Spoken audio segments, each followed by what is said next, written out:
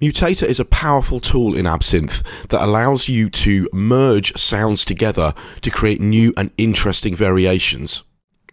Now, the way that this works is to merge or mutate the currently loaded sound with sounds that appear in the list here. Now let me demonstrate.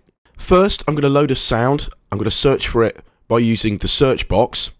This is a sound here called Space Walker. And you can see that I've got some chords played into Logic. You can make out the MIDI region there.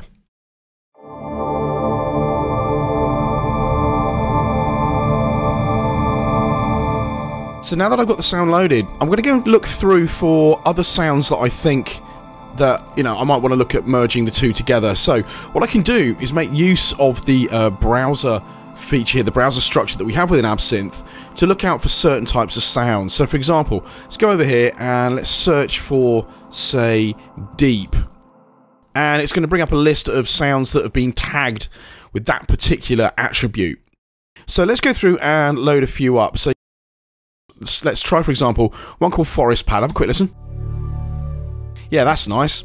So I'm going to right click and add it to favorites. Now let's go through and have a look for, I don't know, maybe a couple more. So one here called The Dream. Once again, there's some really nice stuff going on in there.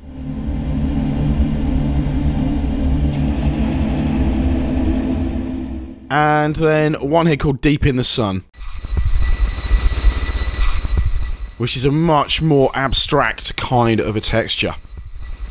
So let me add that one in as well. Now, when I click on sounds here and go down to my favorites, you'll see that I have the 3 sounds loaded into the list. So now to the mutator itself, and this occupies this area at the bottom of the display here. Now, basically, mutation occurs whenever I click the mutate button. And what I'm going to do is I'm just going to go back to my original sound here. Space Walker, there it is. So this is my currently loaded sound. And to mutate any one of these sounds with Space Walker, I need to make sure it's selected. And then I can hit the mutate button. Now the amount of mutation is dictated by this slider. And I can introduce a random amount of mutation as well. So mutate will essentially blend these two together at a parameter level. I also have at the bottom here fine tuning, and the fine tuning controls the overall timbre of the mutation. So I can say, look, I want you to brighten this up a little bit.